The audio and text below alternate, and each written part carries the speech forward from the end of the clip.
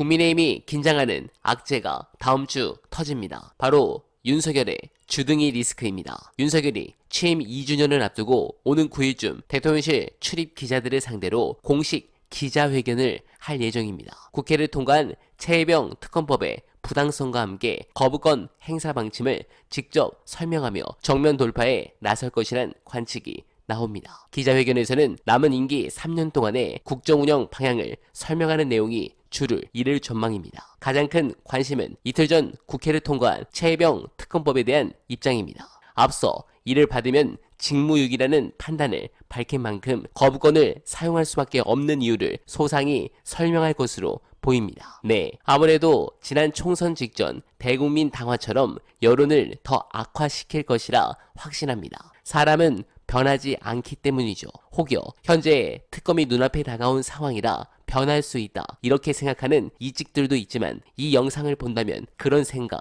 없어질 겁니다. 내가 이제 똑같은 얘기를 좀 여러 번 하는데 저 정도 나이에 저 정도 학력과 저 정도 경력 그다음에 저 정도 공직 경험이 있는 사람은 이 정도 수준의 예의범절이나 품위가 있을 것이다 라고 사람들이 생각하기 때문에 저게 뭐야 이렇게 생각하는 건데 그런 게 없다니까 애초에. 몇 번을 얘기해야 됩니까? 애초에 없는 사람이에요. 최재형 씨가 그러니까 감사원장 하다가 중간에 나왔잖아, 이 사람도. 임기 중간에. 왜 나왔겠냐고.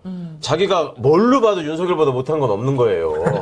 실제로 객관적으로도 그렇고. 그렇죠. 그 수준을 알 수 있잖아요. 네. 근데 왜 지금도 이렇게 계속 그래도 대통령인데 그래도 서울법대 나왔는데 그래도 사법시험 합격했는데 나는 그 생각은 진짜 좀 안 하셨으면 좋겠어요, 이제.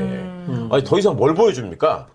윤석열 대통령 입장에서 저만큼 했으면 됐지. 그래도 적어도 이 정도는 하겠지. 그런 거 없다니까. 네, 공감합니다. 이건 유시민 작가님도 비슷하게 말씀을 하셨고 결국 총선 대패에도 윤석열은 변하지 않았습니다. 특히 이런 폭정은 앞으로 더 심해질 것 같은데 윤은 후한무치하게도 공정과 상식을 표방하며 집권을 정당화했습니다. 자신을 검찰총장으로 임명한 살아있는 권력에 대한 수사가 공정과 상식의 상징인 양 포장했습니다. 하지만 윤이 집권한 이후 검찰은 어떤 모습입니까? 윤이 살아있는 권력이 되자 살권수라는 말은 흔적도 없이 사라졌습니다. 오히려 살아있는 권력의 성역화가 진행 중입니다.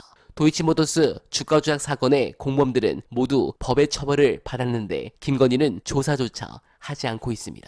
또한 명품백을 뇌물로 받아 전 세계적인 망신을 당했는데도 특검이 다가오니 검찰을 동원해 쇼를 합니다. 그렇다면 이들은 과연 어떻게 될까? 제 개인적인 희망이기도 하지만 저는 그들에게 파멸적 결말이 있을 것이라 확신합니다. 최근 다시 커뮤니티와 SNS에 화제가 된 영상 안내드리며 이만 인사드리겠습니다. 저는 이 생물학적인 사회생물학의 명제에 비춰보면 윤석열 정권의 말로는 진짜 비참하리라고 봐요. 모든 명예와 권력을 다 잃고요. 만인의 손가락질을 받으면서 비참한 노후를 살게 될 거예요. 저주하는 게 아니에요. 학술적으로 볼 때 그렇다는 거예요. 그러니까 알파메일답지 않은 알파메일이에요. 전혀 알파메일로서 해야 마땅한 보안관 역할을 하지 않고 개입을 할 때마다 자기 친한 사람, 자기에게 충성하는 사람, 자기에게 이익을 주는 사람을 위해서만 개입합니다. 심지어는 자기에게 이익을 주는 사람을 위해서 개입하는 것도 잘 안 할 때도 많아요.